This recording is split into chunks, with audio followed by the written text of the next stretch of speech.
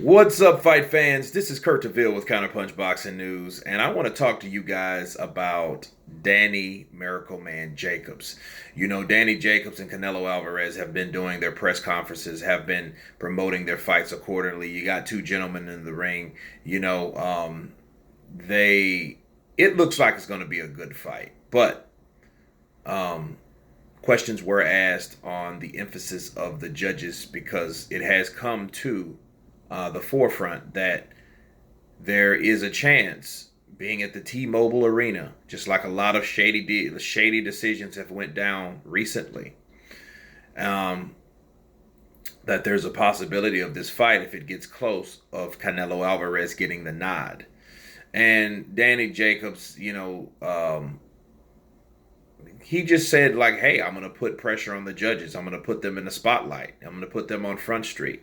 Make that apparent before the fight even starts that, hey, this could be a possible problem. And of course, Canelo Alvarez, in his position, would say, yeah, that's just making excuses. So when you lose, no, that's not. You know what I mean? And it, like with Canelo Alvarez, I know he's Mexican American, but to hear him say something like that, it's almost like white privilege, almost like someone can't see what they have because they've always had it. That's how I feel about Canelo.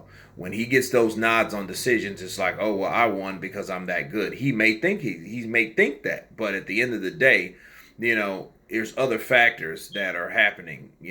Other strings are being pulled behind the scenes.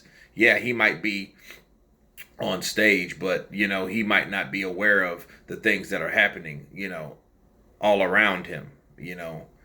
So, but Danny Jacobs is a fighter that says, hey, you want to bang, we can bang. You know, him saying stuff like that, he wants to box, we can box.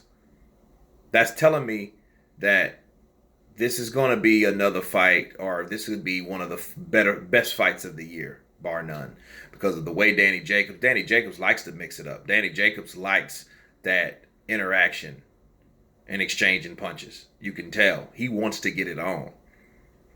I'm not really sure about Canelo because Canelo's thing is the counterpunch, and with a guy that fights in flurries like Danny Jacobs, because you don't really have a lot of fighters like that these days. Like the last of the fighters that used to do that was Sugar Shane and Oscar De La Hoya, and in time those guys slowed down. If you noticed in their career, the flurry stopped. Used to have them like Roy did a lot of that, but Roy was just so powerful he could hit you with one punch.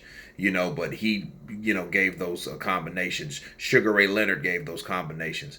Those combinations were classic, and those are what Danny Jacobs is, like a throwback fighter, possesses. He throws combinations, especially when he gets you hurt. He's flurrying on you. We haven't heard that word in a long time, especially with combinations. You know what I mean? Flurries. You know what I mean? That used to be the classic. Oh, De La Hoya with a flurry, Sugar Ray Leonard with a flurry. You don't hear a lot of those these days. And Danny Jacobs is the kind of guy that does like to throw flurries, and he says he's going to leave an emphasis on each and every round.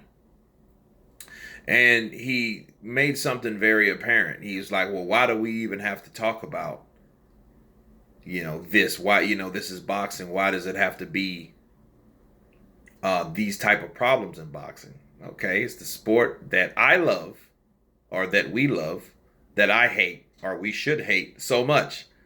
It's just the way it is. We can't do anything about the corruption in boxing. Unless they have a national boxing league or something that just totally eradicates all the sanctioning bodies and they no longer become relevant at all. That's the only way that you're going to do that, and bring people in that's going to be regulated. But I mean, I really, at the end of the day, that might stop a lot of corruption, but will it stop it all? So. But no, Danny Jacobs said he's going to put pressure on the judges beforehand, um, but he's going in with the mentality of winning. The confidence is there, and that is a good mindset to have, because if you're going into a fight thinking that, you're already 3 rounds down, it's not going to really be good for you. You know what I mean? You're already on the feet. It kind of reminds me of the open scoring match between Canelo Alvarez and Austin Trout. Austin Trout stated, when I knew I was down because of the open scoring, I had to do certain things that I wouldn't normally do and take risk. That's how he got caught in the right. That's how he explained. So to have that type of mentality, knowing that, you know, there's possible powers that may be that doesn't have anything to do with you guys' boxing performance, that may affect the way this fight is, and you know that will affect you already. But like Andre Brazier said, well, you know, we are prepared to do whatever it takes to win this fight.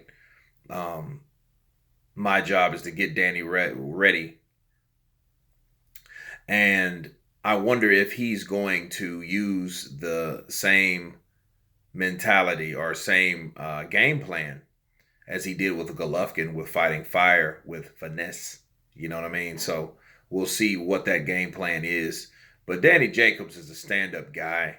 Canelo Alvarez is, you know, these guys are regarded as gentlemen. So, you know, they were able to get on Google Skype last night or Google Hangout and talk to fans together and ask for certain, you know, it was like a 2-minute thing, but I thought that was very impressive. And a lot of fighters should do that to promote their fights. That's why I think and I hope this fight is very successful, because it needs more attention. You know, it needs this is one of the sleeper fights that people don't realize. You know, this fight right here, this unification match. This is a unification fight, people. This is not a voluntary or a mandatory. This is unification. So therefore, this should be very, very important. You got two top elite middleweight champions putting it all on the line. It's only one belt left out there, and that's Andrade's belt. But these guys are, you know, a step away from total undisputed middleweight supremacy. But anyway, you guys tell me what you think about Danny Jacobs. You know, does he have a fair shake? What do you think? You guys leave your comments below. Please like, please share. And you guys been counterpunched.